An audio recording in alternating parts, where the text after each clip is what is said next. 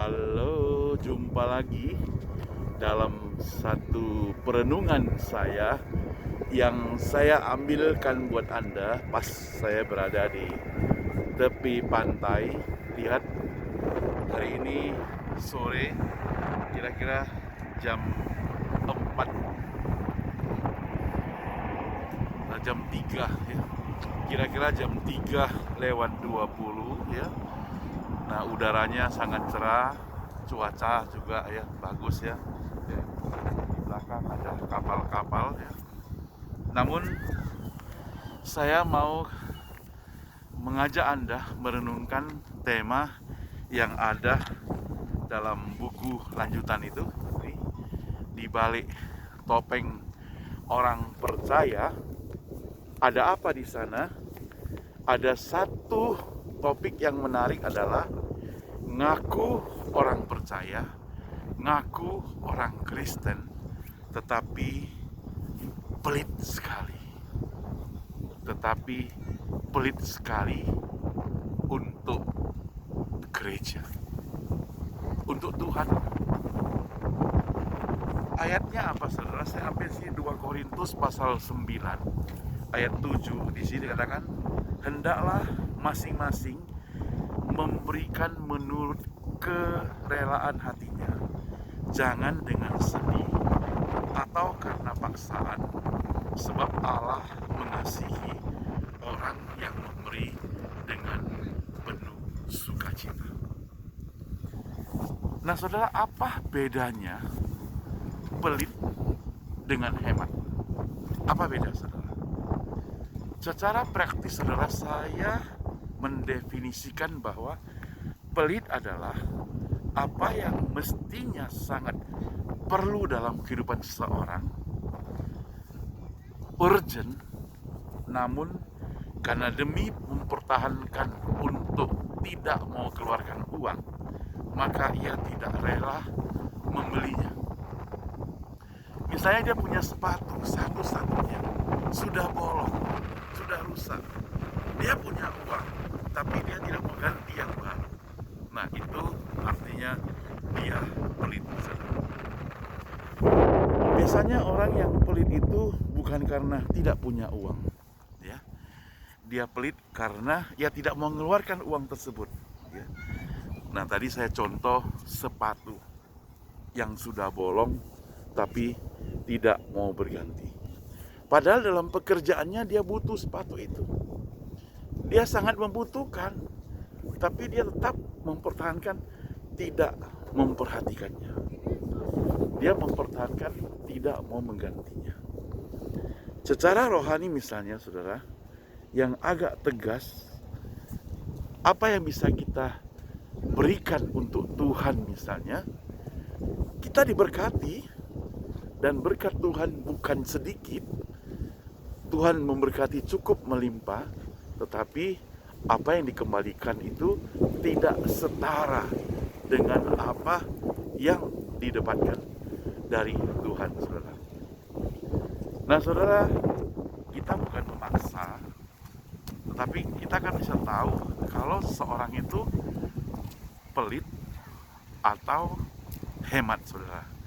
Kalau dia pelit, itu berarti mestinya dia ada, tapi untuk Tuhan sengaja atau diatur jumlahnya yang sedikit, saudara. Ya, katakanlah ucapan syukur untuk Tuhan berat sekali. Tapi kalau untuk hal-hal yang lain, berani loh dia keluarkan ini, keluar itu. Ya, mudah-mudahan bukan Anda. Kalau model seperti begitu adalah model yang pelit, saudara. Sedangkan mereka yang hemat lain lagi, saudara. Untuk segala kebutuhan yang dirasakan sekunder, tidak urgent, dia tidak akan beli. Misalnya dia sudah punya tas, dia pergi jalan-jalan melihat ada tas yang baru dan sangat bagus, tertarik sama dia, tapi karena dia mau hemat, dia tidak mau keluarkan uang tambahan untuk membelinya.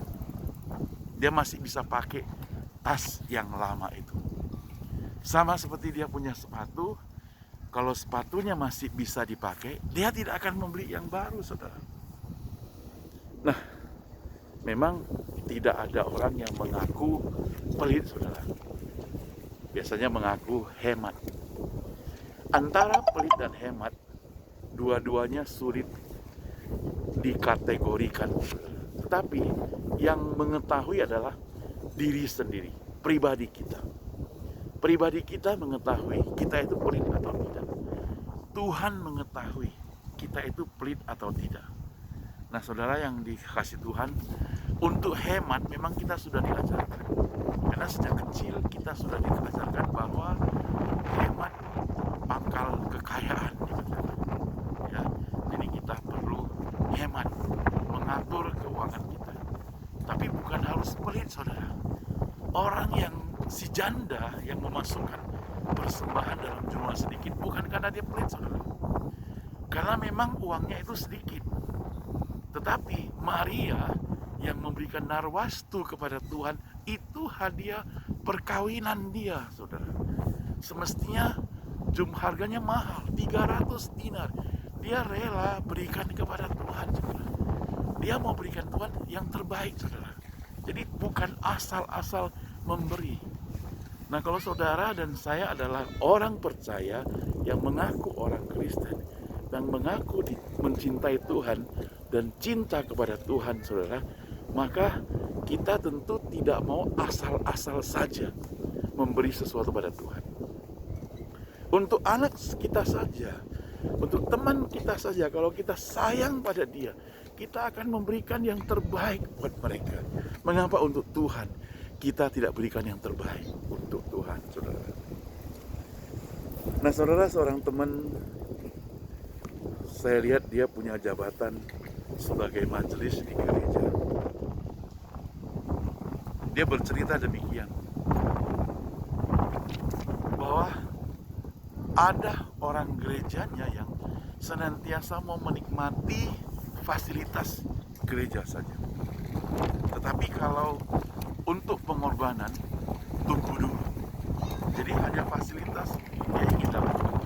Tapi pengorbanan dia pelitkan. Contoh, ya, dia katakan ada jemaat yang tanpa sepengetahuan majelis memakai mobil gereja untuk keperluan pribadi.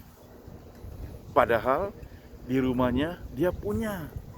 Padahal dia memiliki, dia punya kekayaan, ya, untuk itu. Tapi dia itu mau memakai fasilitas gereja. Nah, mudah-mudahan Anda tidak demikian, saudara. Dan tidak jarang terjadi, saudara, apabila barang tersebut rusak, saudara, nggak tahu siapa yang bisa mempertanggungjawabkan, karena itu kan milik gereja. Orang yang sudah pakai tidak mau mengaku, saudara. Nah, pelit bukan berarti tidak berguna, saudara. Pelit juga bisa berguna. Karena pelit itu berarti dia itu bertanggung jawab untuk pengeluaran.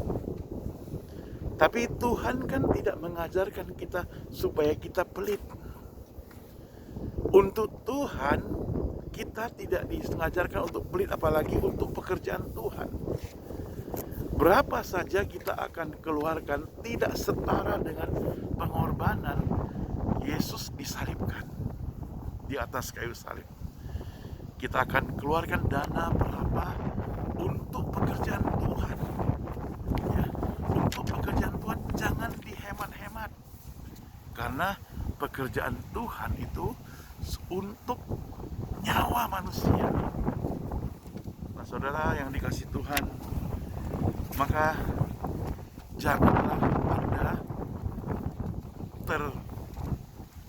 janganlah Anda terpengaruh menjadi orang yang pelit, saudara. Boleh hemat, ya, tapi bukan pelit. Hemat itu berarti sedang memanajemen keuangan. Kalau dia berhubungan gereja berarti memanajemen keuangan gereja supaya pengeluarannya itu balance, saudara. Apalagi di zaman sekarang ada COVID-19, ya, maka perlu berhikmat dalam pengeluaran. hemat dalam pengeluaran bukan berarti pelit, saudara. Engkau rela untuk berfoya-foya tapi tidak rela untuk memberi bagi pekerjaan Tuhan. Itu namanya engkau pelit pada Tuhan. Saudara pernah bayangkan gak jikalau Tuhan itu pelit pada kita? Kira-kira apa yang terjadi jika Tuhan itu pelit pada kita? Saudara, keadaan karakter seseorang itu terbawa-bawa, sehingga tatkala dia mengeluarkan uang untuk pribadi, dia tidak masalahkan. Tapi kalau mengeluarkan uang untuk Tuhan, dipermasalahkan. Itu artinya, saudara, Anda sama dengan seperti murid Tuhan yang bernama Yudas Iskariot. Yudas Iskariot begitu, saudara. Dia melihat Maria itu mempersembahkan yang terbaik buat Tuhan. Dia bilang, jangan boros, karena kau bisa simpan uang itu untuk dipakai kepada bidang yang lain. Maka Tuhan Yesus marah pada dia. Dia bilang, orang yang lain itu, yatim piatu, orang-orang miskin, itu masih ada padamu. Tapi aku tidak lama lagi bersama-sama dengan engkau. Nah, saudara yang dikasihi Tuhan, inilah yang ditantang oleh Tuhan Yesus terhadap orang-orang yang pelit. Motivasinya apa? Kita tidak tahu. Seakan-akan rohani sekali dia bercerita bahwasanya jangan memboroskan. Padahal untuk pekerjaan Tuhan bukan memboroskan, saudara. Untunglah Tuhan itu adil. Maka di gereja itu jemaat yang pelit itu tidak banyak, saudara. Kalau tidak adil, akan banyak sekali. Kadang-kala, saudara, orang yang miskin, orang yang sepertinya tidak punya uang, dia itu lebih rela memberi ketimbang mereka yang diperkirakan duitnya banyak, saudara. Maka di dalam buku Di Balik Topeng Orang Percaya ini, kita coba menguak bagaimana sikap orang-orang percaya menahan sesuatu yang punya Tuhan, pelit kepada Tuhan. Nah, di salah satu gereja saya menemukan bahwa untuk masalah pemasangan AC, peremajaan mobil, ya, khususnya mendukung pekerjaan hamba Tuhan, ada majelis yang sangat-sangat pelit, ya. Dia katakan untuk pendeta di gerejanya itu tidak boleh bawa mobil, harus bawa sepeda motor. Jadi kemana-mana disuruh bawalah sepeda motor, bukan mobil. Padahal gerejanya sanggup, saudara. Kalau sanggup, kenapa tidak demikian? Saya pernah melayani di satu gereja. Waktu itu pendeta senior, pendeta tuanya itu, mobilnya itu sudah mogok-mogok, saudara. Pernah mogok, saudara. Maka waktu dia besuk ke rumah orang, mobilnya mogok. Sampai ditertawai jemaat, si jago mogok, saudara. Terbayangkan, hamba Tuhan Anda diperbuat sampai demikian, si jago mogok. Padahal gerejanya tidak punya uang, saudara. Gereja punya uang, dia sanggup membeli yang baru, tapi untuk pendetanya disuruh pakai yang mogok. Mudah-mudahan Anda sudah reformasi, tidak demikian lagi, saudara. Nah, saudara yang saya kasih Tuhan, sebagai penutup, saya ingin mengajak kita supaya mari kita evaluasi hidup kita. Untuk Tuhan, mari kita memberikan yang terbaik, memberikan dengan sukacita, karena Tuhan tidak pernah memberikan kepada kita yang jelek. Kalau Tuhan tidak pernah memberikan kepada kita yang jelek, mengapa untuk Dia kita tidak berikan yang terbaik? Ini satu pertanyaan buat kita sekalian yang perlu kita evaluasi. Saudara akan memberikan yang terjelek kepada kita. Sampai detik ini, kita masih menikmati yang terbaik Tuhan berikan.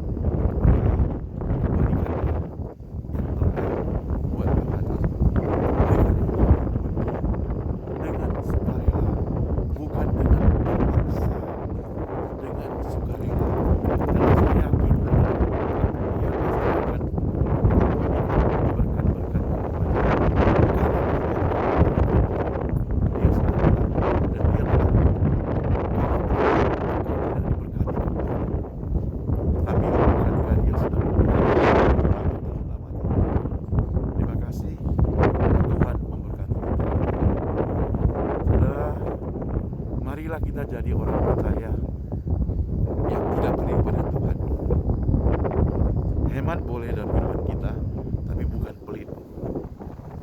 Pada Tuhan kita memberi dengan sukacita.